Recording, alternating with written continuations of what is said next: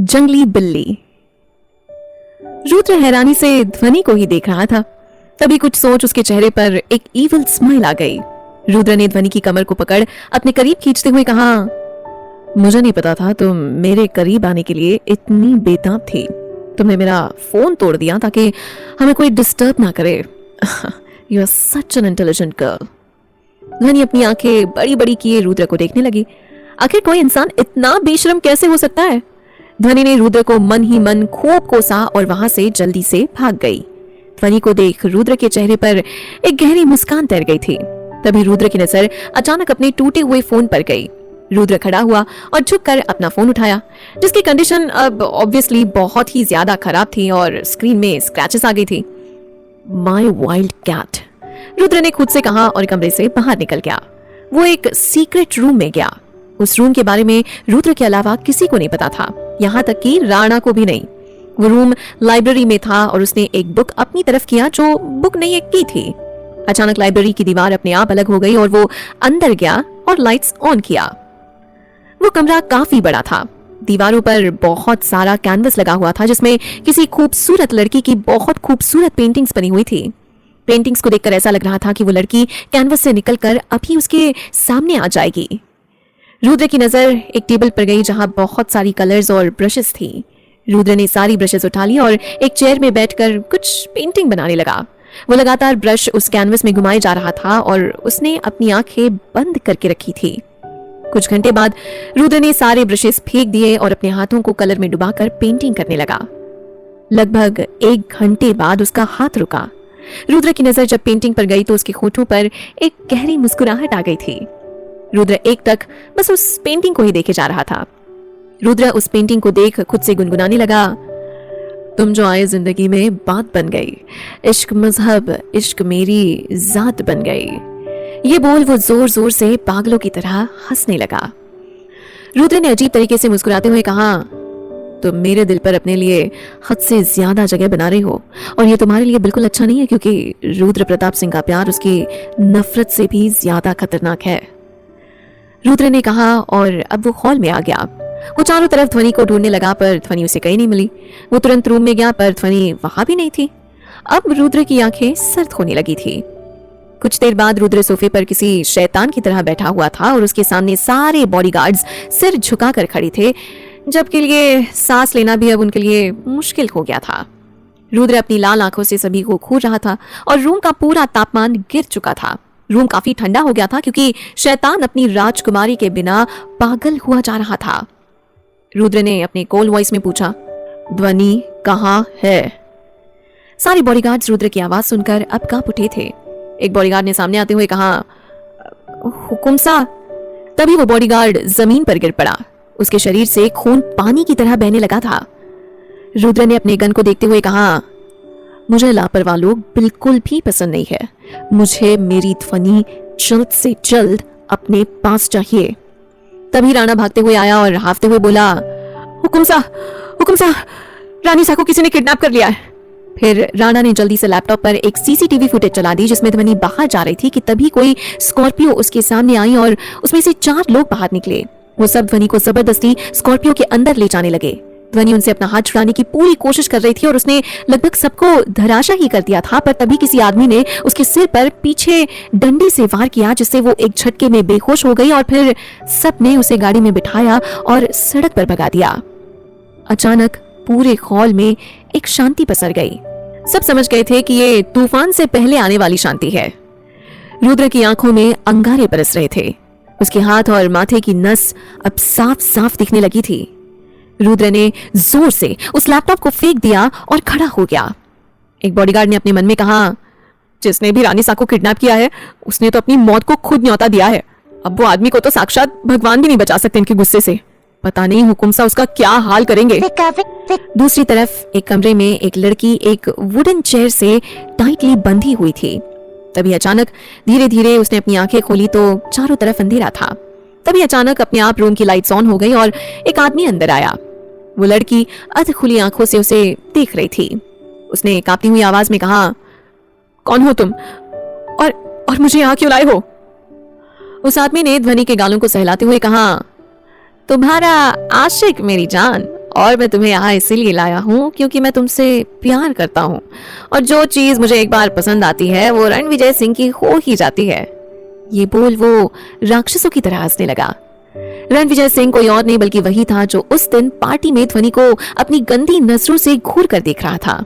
फिर रणविजय ने ध्वनि के हाथ पैर खोल दिए। ध्वनि उसे बस गुस्से से देख रही थी।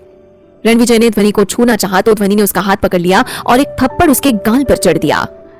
दूर रहो मुझसे, आखिर तुम हो कौन, और मेरी तुमसे ऐसी क्या दुश्मनी है जो तुमने मुझे किडनैप किया है?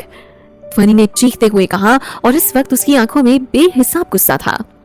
रणविजय ध्वनि को ही गुस्से से घूर रहा था। उसने अचानक ध्वनि का गला पकड़ लिया जिससे ध्वनि का दम घुटने लगा। छोड़ो मुझे, ध्वनि ने अपनी उखड़ती आवाज में कहा। उसे इस वक्त सांस लेने में भी काफी तकलीफ हो रही थी। रणविजय ने एक थप्पड़ खींचकर ध्वनि के गाल में चढ़ दिया और गुस्से में तमतमाते हुए बोला, तेरी हिम्मत कैसे हुई मुझ पर हाथ उठाने की? अचानक थप्पड़ पड़ने से ध्वनि फर्श पर जा गिरी और उसका सिर टेबल से टकरा गया जिससे उसके सिर से खून निकलने लगा। आह! ध्वनि ने अपना हाथ अपने सिर में रख लिया और वो दर्द से करहा उठी। रणविजय ने एक गरम रॉड लिया और ध्वनि के हाथ में रख दिया जिससे ध्वनि रोने लगी। प्लीज प्लीज मुझे छोड़ दो, ध्वनि ने हाथ जोड़ते हुए कहा। उससे अब दर्द बर्दाश्त नहीं हो रहा था। ध्वनि को गिड़गिड़ाते देख रणविजय के चेहरे पर एक शैतानी मुस्कुराहट आ गई। उसने वो गरम रॉड ध्वनि के पैर में रख दिया जिससे ध्वनि अब दर्द से चीखने लगी थी। अब तुझे पता चलेगा रणविजय सिंह क्या चीज है, रणविजय ने शैतानी हंसी हंसते हुए कहा। ध्वनि के गर्दन पर गाल पर रणविजय के उंगलियों के निशान छप चुके थे और माथे से खून बह रहा था। हाथ पैर बुरी तरह से जल चुके थे। ध्वनि की हालत सच में काफी खराब हो चुकी थी। उसे इस वक्त रुद्र की बहुत याद आ रही थी। तुम बहुत पछताओगे रणविजय सिंह। अगर रुद्र को इन सब के बारे में पता चला ना तो वो तुम्हें जिंदा जमीन में गाड़ देंगे, ध्वनि ने दर्द भरी मुस्कान के साथ कहा।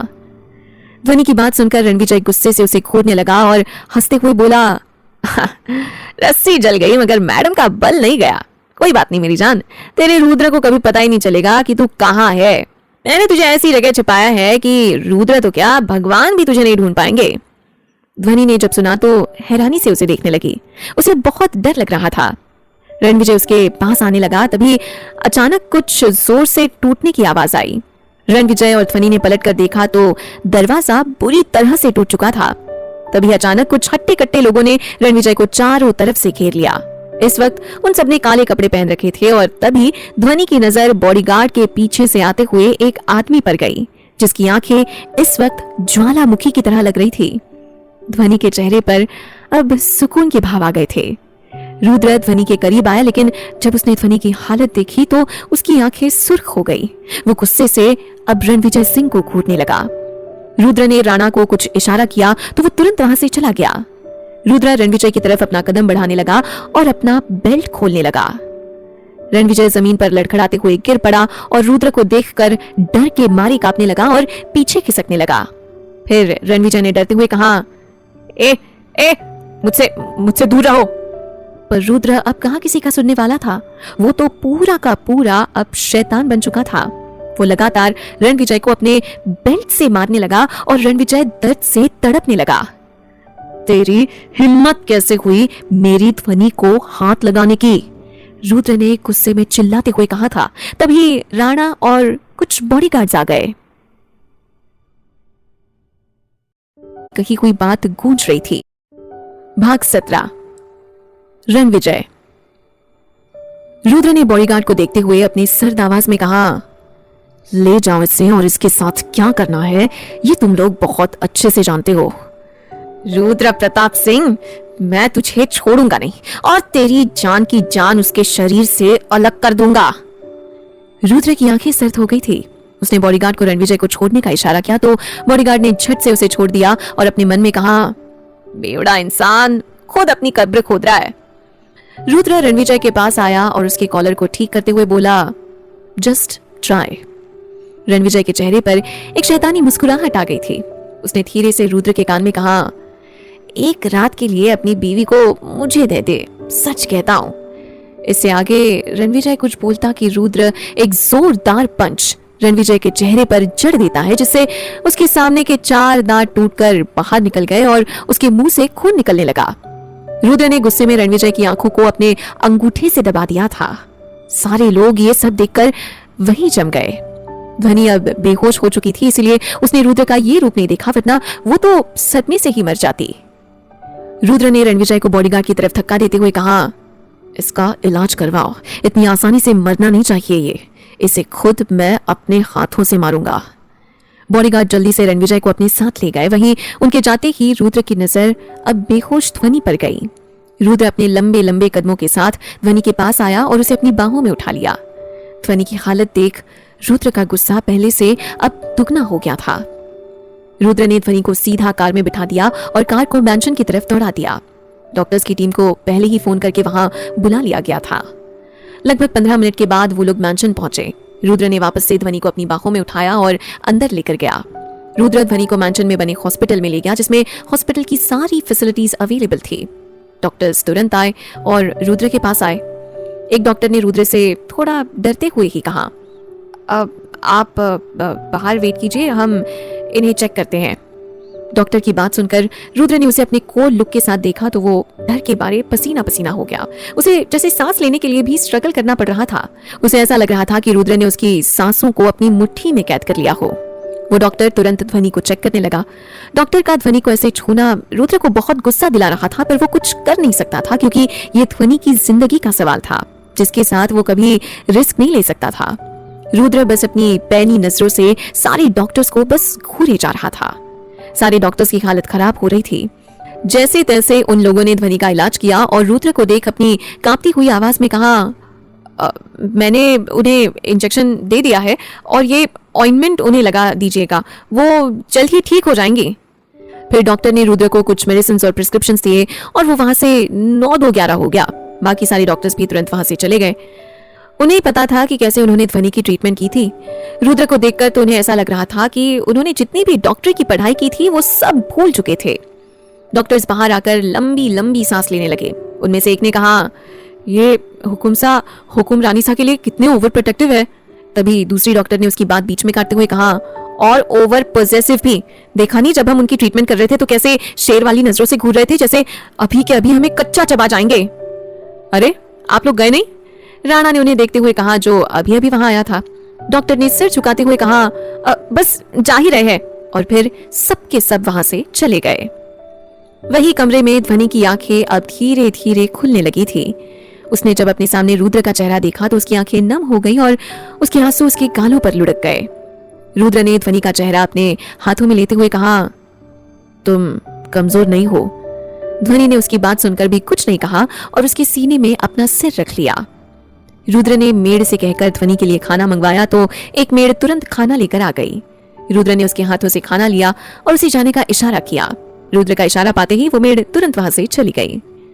रुद्र ने ध्वनि को खुद से दूर किया तो उसने और कसकर रुद्र को पकड़ लिया।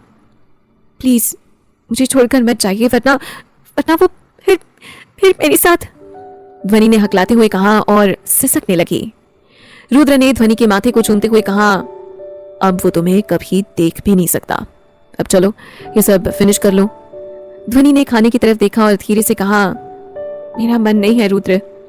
चुपचाप खाना खाओ, रुद्र ने अपनी रोबदार आवाज में कहा और ध्वनि की तरफ एक निवाला बढ़ा दिया। ध्वनि को ना चाहते हुए भी वो निवाला खाना ही पड़ा।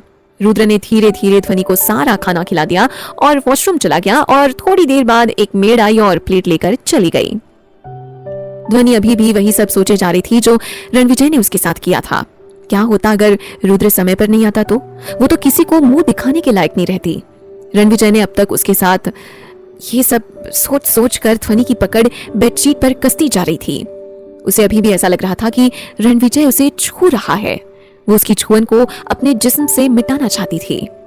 ध्वनि भी उठकर वॉशरूम की तरफ जाने लगी कि तभी वॉशरूम का दरवाजा खुला और रुद्र अपने बालों को टॉवल से पोंछते हुए अंदर आया।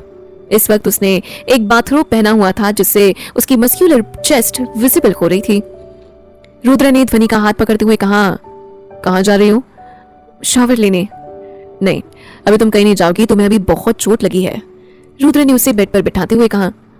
ध्वनि ने अपने नम आंखों से कहा, मुझे शावर लेना है, मुझे अभी भी उसकी बू आ रही है।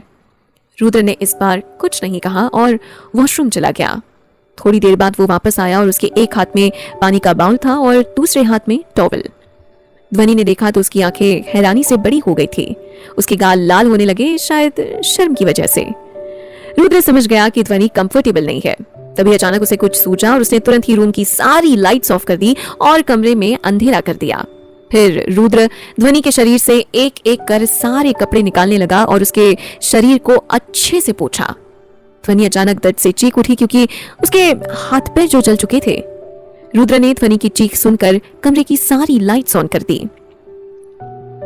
खुद को रुद्र के सामने इस हालत में देख ध्वनि की नजरें झुक गई थी। उसकी आंखों में कुछ बूंदे आंसू भी आ गए थे। रुद्र अभी भी ध्वनि को ही एकटक देखे जा रहा था, जिससे ध्वनि को बहुत गुस्सा आ रहा था। उसने ब्लैंकेट से खुद को जल्दी से कवर कर लिया।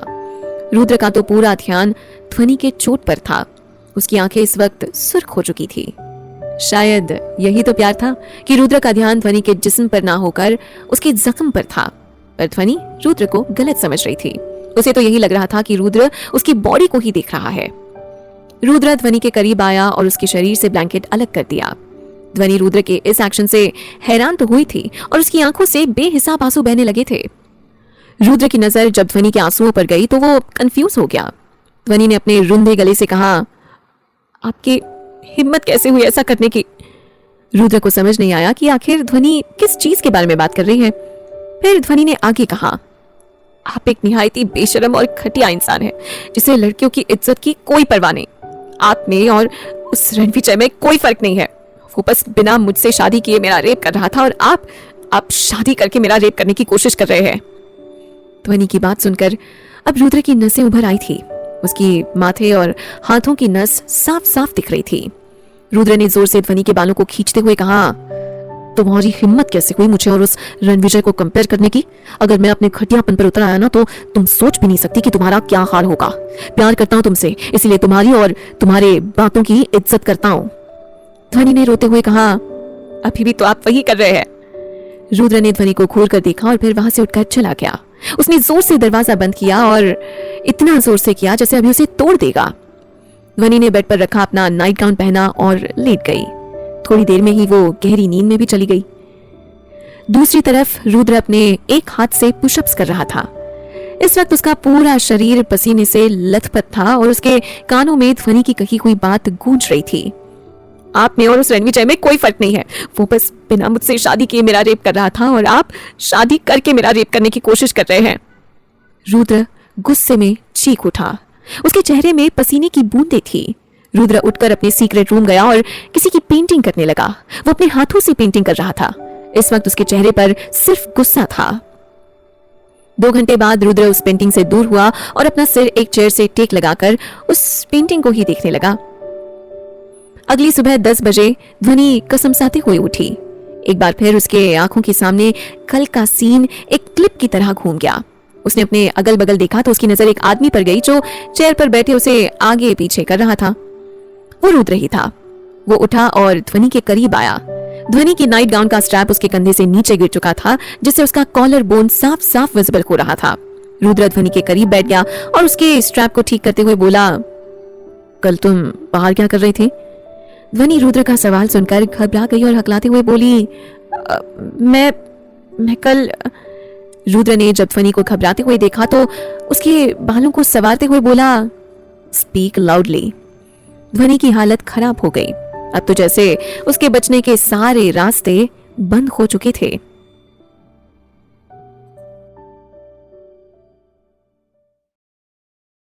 उसकी आंखों को छूम लिया।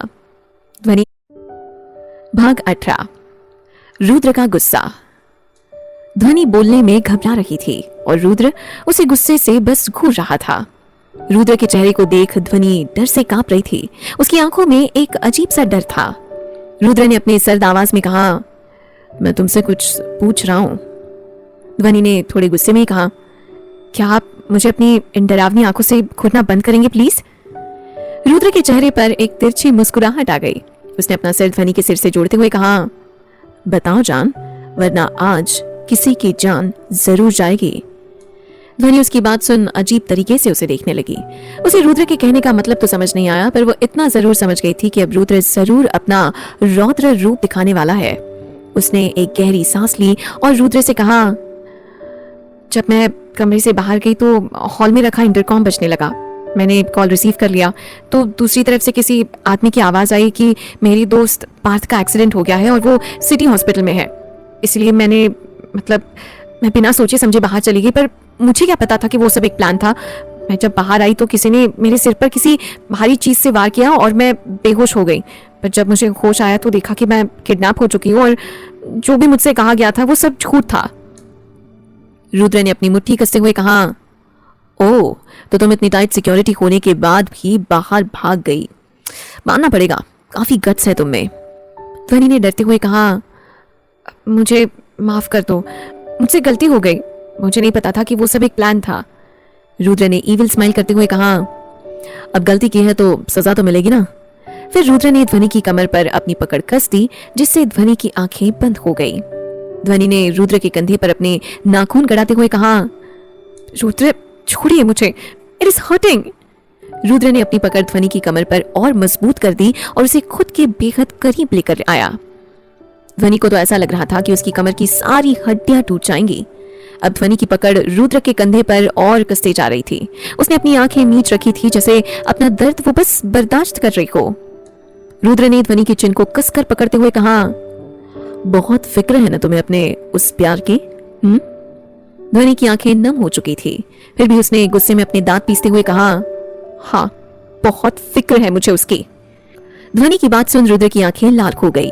उसकी गर्दन और हाथों की नसें साफ साफ दिखने लगी थी। रुद्र ने जोर से ध्वनि को बेड पर धक्का दिया और उसके ऊपर आकर उसकी गर्दन पर बाइट करने लगा।